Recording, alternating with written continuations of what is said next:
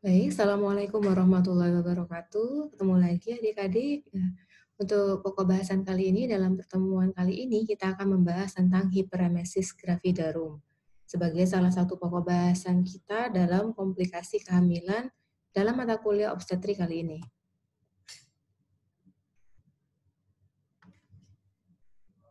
Nah, dulu saat kita belajar di awal kehamilan fisiologis, kita mengenal istilah emesis atau morning sickness yang biasanya dialami oleh ibu hamil.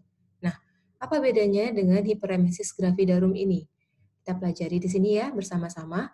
Hiperemesis gravidarum adalah suatu kondisi di mana wanita hamil mengalami mual muntah yang cukup parah ya. Biasanya memuntahkan segala apa yang dimakan atau diminum, sehingga berat badannya sangat turun drastis, ya.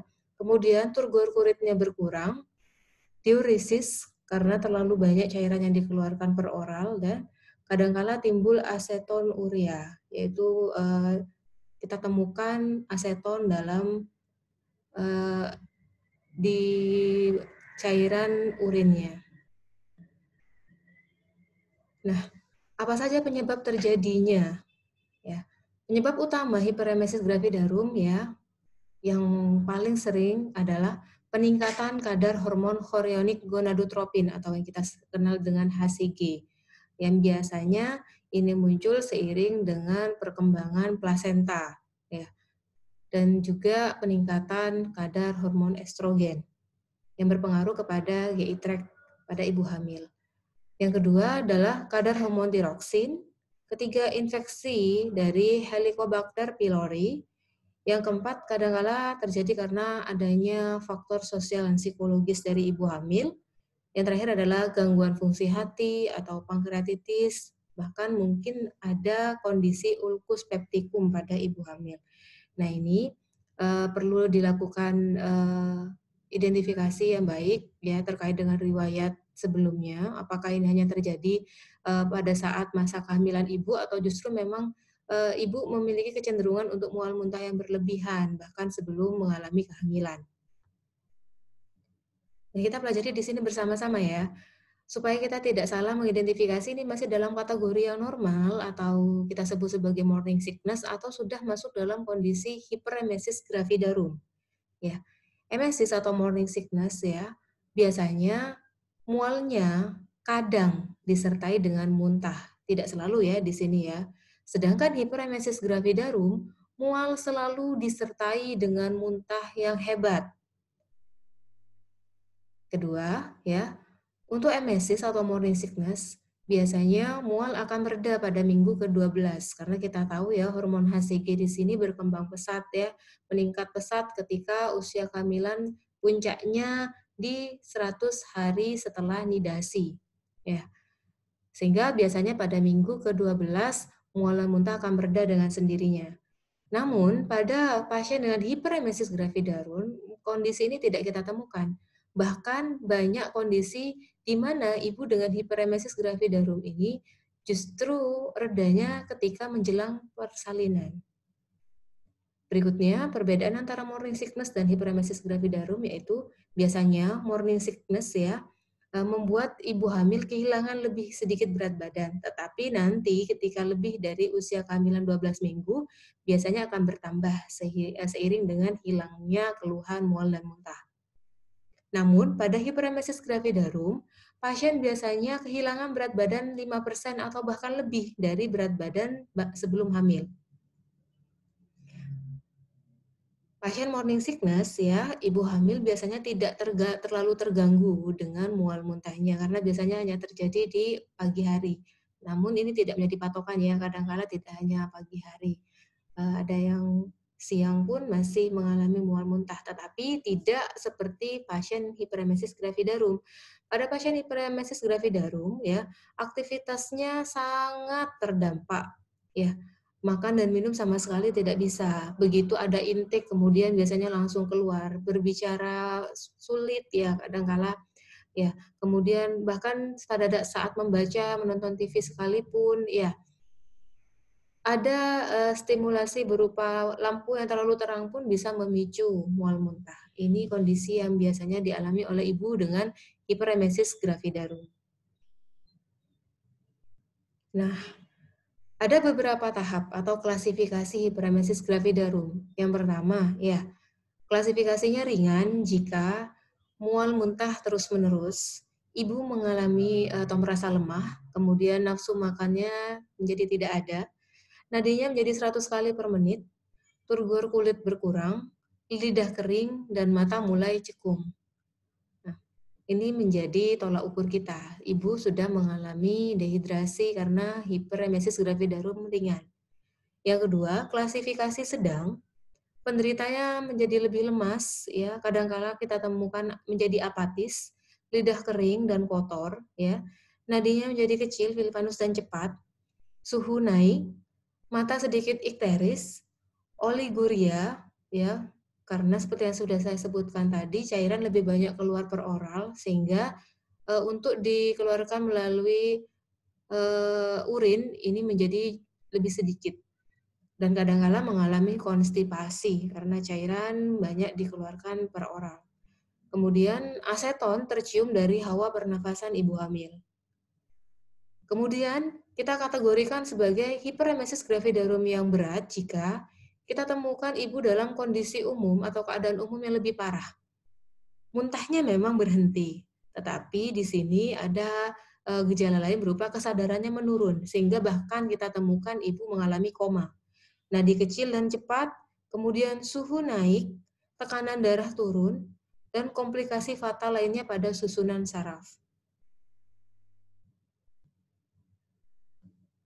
Bagaimana dengan prevalensi angka kejadian pada hiperemesis gravidarum? Ya, untuk Indonesia, kita menemukan pasien dengan hiperemesis gravidarum 1-3% dari total keseluruhan ibu hamil. Ya, di Swedia ada 0,3% dari seluruh jumlah kehamilan. Di California ada 0,5% dari seluruh kehamilan, di Pakistan 2,2% dari seluruh kehamilan, dan di Amerika Serikat sendiri ada 0,5 sampai 2% dari total seluruh kehamilan. Nah, karena perbandingan insidensi hiperemesis gravidarum secara umum adalah 4/1000 kehamilan, ini termasuk dalam kategori yang besar ya untuk Indonesia dibandingkan dengan negara-negara lain, maka tanggal 15 Mei biasanya kita memperingati sebagai Hari Hiperemesis Gravidarum Internasional. Karena di sini perlu perhatian khusus ya.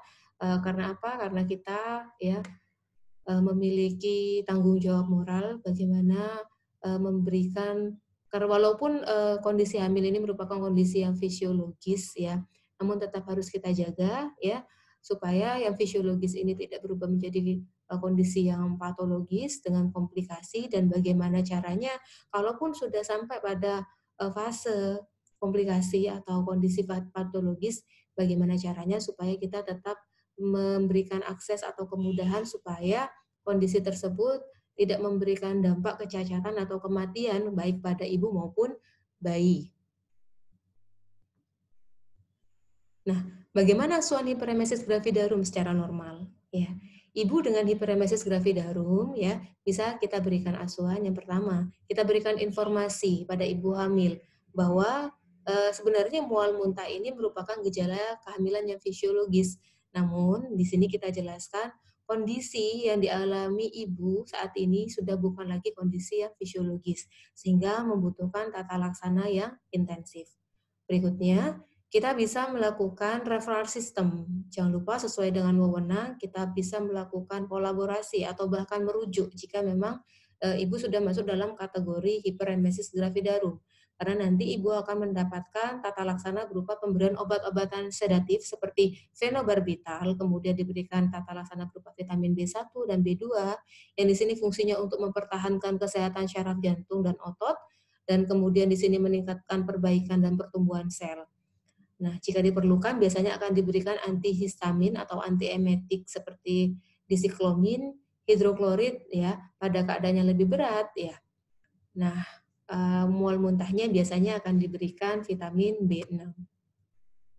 Lalu, kenapa ibu hiperemesis gravidarum membutuhkan isolasi? Ya, yang kita khawatirkan pada ibu dengan hiperemesis gravidarum ya, apabila terus-menerus ya mual muntahnya, muntahnya kan di sini frekuensinya jauh lebih sering ya, dan jumlah cairan yang dikeluarkan jauh lebih banyak dibandingkan dengan morning sickness, maka dampak yang paling kita khawatirkan ya, yang impact-nya juga besar baik pada ibu maupun janin adalah dehidrasi. Sehingga berdampak pada tidak imbangnya kadar elektrolit dalam darah. Ya, kadangkala disertai dengan alkalosis hipokloremik ya.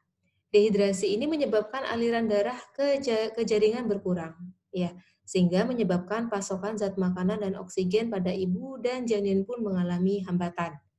Yang kedua, cadangan karbohidrat dan lemak habis terpakai ya untuk keperluan pasokan energi ya. Karena energi pada ibu tidak didapatkan dari makanan ya. Karena setiap kali ada intake baik itu makanan maupun cairan biasanya akan keluar secara otomatis begitu. Yang terakhir, hiperemesis gravidarum ya juga menyebabkan kekurangan kalium akibat mual dan muntah. Kita ketahui bersama ya, kalau misalnya personal kekurangan kalium otomatis akan berdampak kepada organ jantungnya. Ya, itu hal-hal yang menyebabkan mengapa sih pasien dengan hiperemesis gravidarum membutuhkan treatment khusus, bisa berupa isolasi. Lalu ini banyak swamedikasi juga ya pada masyarakat kita. Ini mungkin bisa berlaku kalau misalnya pasien kita di sini hanya mengalami emesis. Namun bagaimana kalau misalnya eh, treatment ini, tata laksana mandiri ini dilakukan pada pasien hiperemesis gravidarum. Nah, di sini saya mendapatkan referensi bahwa penggunaan jahe ya untuk terapi mual muntah ini sebenarnya kan memberi dampak secara aromaterapi ya.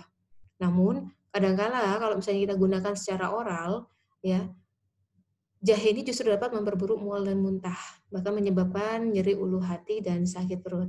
Kemudian ada penggunaan peppermint yang biasanya diberikan dalam penggunaan esensial dalam bentuk kapsul. Nah, kapsulnya di sini kan bertujuan untuk melindungi bahan sehingga bisa sampai di lambung dan usus. Kadangkala peppermint ini digunakan untuk terapi aromaterapi. Namun di sini perlu kita perhatikan ada laporan bahwa efek samping penggunaan peppermint adalah vasodilatasi dan bradikardi saat dihirup. Nah, ada kalanya pada beberapa orang bisa menimbulkan reaksi gatal atau alergi lainnya. Kemudian ada juga penggunaan minyak adas ya, yang di sini dapat meningkatkan peristaltik saluran cerna sehingga merangsang pengeluaran flatus. Minyak adas di sini juga bisa kita pakai sebagai aromaterapi.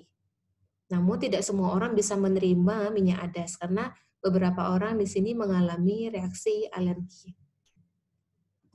Demikian mungkin yang bisa saya sampaikan untuk pertemuan kita pada obstetrik kali ini dengan pokok bahasan hiperemesis gravidarum. Jika ada pertanyaan bisa kita lanjutkan di grup WhatsApp. Terima kasih, saya akhiri. Assalamualaikum warahmatullahi wabarakatuh.